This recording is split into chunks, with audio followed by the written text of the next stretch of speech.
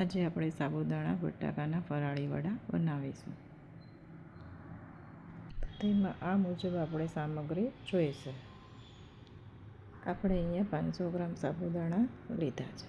હવે આપણે સાબુદાણાને 2 થી 3 વાર પાણીથી ધોઈ લઈશું.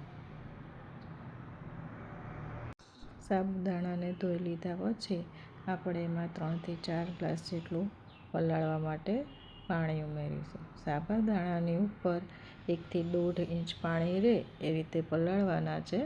તેને 3 થી 4 કલાક આપણે પલાળીશું. ત્યારબાદ સાબુદાણા પલળી જશે એટલે સાવ કોરા થઈને એકદમ સોફ્ટ થઈ જશે. આપણે તેને હાથની મદદથી ચેક કરી લેવાનું. જુઓ, આવી રીતે એકદમ નરમ થઈ ગયા હશે. હવે તેને એક કાળાવાળી ચાયણીમાં આપણે નિતારી દઈશું, જેથી વધારાનું પાણી છે એ બધું નીતરી જાય.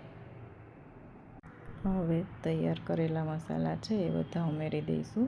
બટેકાને પણ આપણે બાફીને રેડી કરી લીધા છે. સિંગદાણાનો ભૂકો,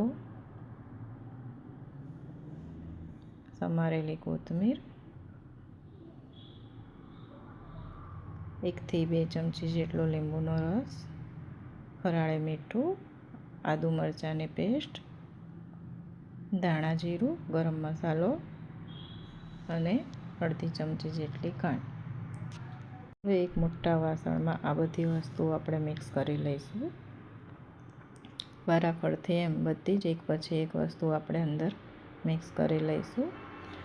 આદુ મરચાંની પેસ્ટ છે એ તમે તમારા ટેસ્ટ મુજબ વધારે ઓછી કરી શકો છો. તીખું ખાતા હોય તો થોડી વધારે કરવી અને જો મોળું ખાતા હોય તો થોડી ઓછી નાખવાની. હવે આ બધા જ મસાલા મિક્સ કર્યા પછી આપણે તેને હાથની મદદથી એકસાથે મિક્સ કરી લઈશું. આ વડા આપણે ફરાળમાં બી ખાઈ શકીએ છીએ. તેમાં બધી જ ફરાળી આઈટમનો ઉપયોગ થયો છે. હવે આ બધું મિક્સ કરીને આપણે તેના વડા કરીશું. આવી રીતે નાના નાના વડા કરીને આપણે એક પછી એક એમ બધા જ વડા તૈયાર કરી લઈશું. ત્યાં સુધીમાં આપણે એક પેનમાં ઓઇલ ગરમ કરીશું. વડા તૈયાર થઈ ગયા છે. તેલ પણ ગરમ થઈ ગયું છે. તો હવે આપણે એને એક પછી એક એમ ફ્રાય કરવા માટે ઓઇલમાં મૂકી દઈશું. જો આવી રીતે એક પછી એક આપણે વડાને ફ્રાય કરવા માટે મૂકી દઈશું.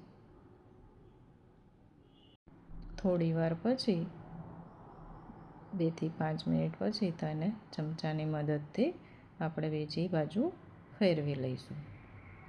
એક પછી એક એમ બધા જ વડા આપણે ધીરે ધીરે ફેરવી લઈશું. વડાને બધાને ફેરવીને આપણે 2 થી 5 મિનિટ સુધી એને તળાવવા દઈશું. જ્યાં સુધી ગોલ્ડન બ્રાઉન કલરના ના થાય ત્યાં સુધી આપણે એને તળાવવા દેવાના છે. ગેસ બહુ ધીમો પણ નહીં અને બહુ ફાસ્ટ પણ નહીં, એ રીતે આપણે તળાવવા દેવાના છે. જુઓ, આ કેવો કલર સરસ આવ્યો છે. આવી રીતે ગોલ્ડન બ્રાઉન કલર થાય ત્યાં સુધી આપણે કરવા દઈશું. અને આ વડા એકદમ ક્રિસ્પી ને સરસ તૈયાર થઈ ગયા છે. હવે તેને આપણે એક ડીશમાં કાઢી લીધા છે. હવે આ વડાને આપણે આમલીની ચટણી છે, ગ્રીન ચટણી છે, સોસ છે, એની જોડે આપણે લઈ શકીએ છીએ. તો આપણા સાબુદાણાના વડા તૈયાર છે. પ્લીઝ ચેનલને લાઈક, સબસ્ક્રાઈબ અને શેર કરજો, જેથી આવા નવા નવા વિડીયો તમને મળતા રહે. Please, thank you.